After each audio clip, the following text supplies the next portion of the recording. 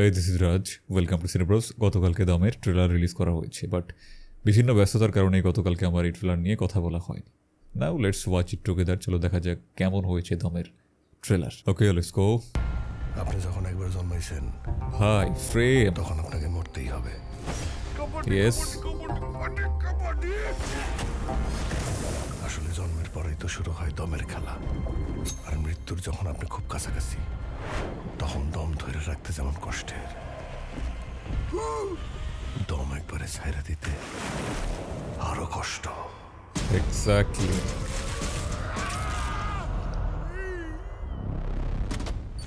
This is one of our hostages, Shahjahan Islam Noor. If our leader Baharuddin is not released within the next 2 days, we have no other option but to kill him as well. আচ্ছা, ওকে অপহরণ করে এবারে ওকে দিয়ে কোনো এক সন্ত্রাসীকে সারানোর চেষ্টা করা হচ্ছে নাকি? আমার রানীর এই কথা কবি সেটাই তো মনে হচ্ছে। গানটা মোটামুটি ভালো হবে মনে হচ্ছে, বেশ সিম্পল অ্যান্ড সুন্দর মনে হচ্ছে। 1 কোটি আফগানি ফর নূর। আচ্ছা, রানী বাংলাদেশ।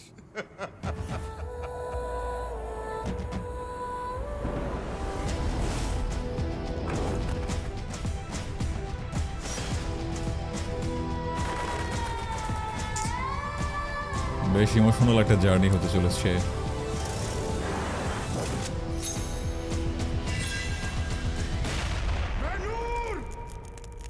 মুসলমান কা বাচ্চা গুলি করো।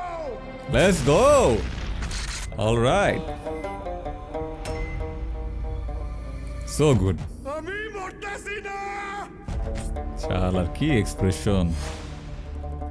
আচ্ছা, নিশো শেষের যে ডায়লগটা আছে না, আমি মরতাছি না, এটা যদি আমি রিপ্লেস করে দিই আমি থামতাছি না, এটাও কিন্তু মোটামুটি খুব ভালোভাবে মানিয়ে যায়। মাত্র 3টা সিনেমা করেছে এবং এই 3টা সিনেমা দিয়ে এত অল্প সময়ের মধ্যে দর্শকদের মনে সে যেরকমের জায়গা করে নিয়েছে, ইটস রিয়েলি রেয়ার। কারণ সিনেমায় যখন মানুষ প্রথম আসে তার এরকমের 8-10টা সিনেমা তো এমনিতেই চলে যায়, করতে করতে তারপরে সে বুঝতে শুরু করে কোন ধরনের সিনেমা আমার করতে হবে, তারপরে মানুষ মোটামুটি চিন্তা শুরু করে। বাট নিশো মাত্র 3টা সিনেমা করেই যেভাবে দর্শকদের ভরসার জায়গা হয়ে উঠেছে, স্পেশালি আরবান সেন্ট্রিক দর্শকদের, সেটা আসলে খুবই রেয়ার। যথেষ্ট সেন্সিবিলিটির সাথে সে কাজ করছে, এই জিনিসটা সত্যি স্বীকার করতেই হবে। তো এখানে গল্পটা মোটামুটি সোজা সাপটা, তাকে কিডন্যাপ করা হয় এবং এরপরে মুক্তিপণ দাবি করা হয়। শুধুমাত্র তাই না, একজন সন্ত্রাসী সম্ভবত জেলবন্দি রয়েছে, তারও মুক্তি চাওয়া হয়। এর মধ্য থেকে তাকে কি বের করে নিয়ে আসা সম্ভব হবে, এই জিনিসটাই হতে চলেছে এই সিনেমার গল্প। নাও এখানে যে ব্যাপারটা সব থেকে একটা বড় কোয়েশ্চেন রেজ করে সেটা হচ্ছে যে এই ধরনের যখন কাউকে অপহরণ করা হয়, তার ক্ষেত্রে মুক্তিপণ দাবি করা হয়, বা এখানে একজন বন্দির মুক্তি চাওয়া হচ্ছে, বিষয়টা আরও অনেক বেশি কমপ্লিকেটেড অ্যান্ড সিরিয়াস হয়ে যায়। এখানে রাষ্ট্র ইনভলভড হয়ে যায়, শুধুমাত্র আর ব্যক্তির মধ্যে সীমাবদ্ধ থাকে না। কিন্তু একটা জিনিস যেটা আমার মনে একটা সব থেকে বড় প্রশ্নের জন্ম দিচ্ছে, সেটা হচ্ছে যে এখানে একটা দৃশ্যে দেখা যাচ্ছে যে নিশোকে গাধার পিঠে চড়ানো হচ্ছে। এইটা কেন?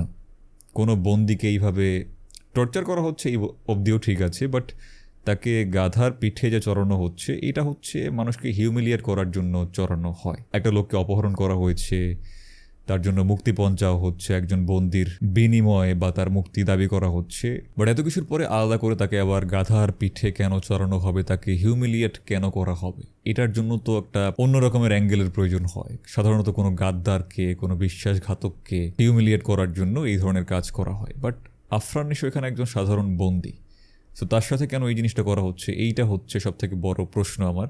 এছাড়া মোটামুটি গল্প কী হতে চলেছে সেটা ট্রেলারের মধ্যেই মোটামুটি রিভিল করে দেওয়া হয়েছে, বাট এই প্রশ্নের উত্তরটা আসলে আমি ভেবে যাচ্ছি, আমি পাচ্ছি না।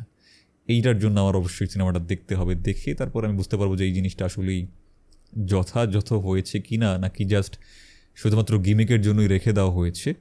বাট যেভাবে একেবারে শুরুর ট্রেলার থেকে এই গাধার পিঠে চড়ে বেড়ানো এটা দেখানো হয়েছে, এটা ট্রাই করা হয়েছে এটাকে হাইলাইট করতে, তো আমার মনে হয় এই জিনিসটা অবশ্যই it's more than just gimmick. এমনটাও হতে পারে যে কোনো একটা পর্যায়ে হয়তো বা এই মরুভূমির মধ্য দিয়ে নিশো গাধার পিঠে চড়ে পালিয়ে যাওয়ার চেষ্টা করেছে, তারপরে গিয়ে এই তালেবানি যোদ্ধারা তাকে হয়তো বা ধরে ফেলেছে এবং ধরে তারপরে তাকে মারতে মারতে তার হাত বেঁধে ওই গাধার পিঠে করিয়ে আবার চড়িয়ে ফিরিয়ে নিয়ে এসেছে।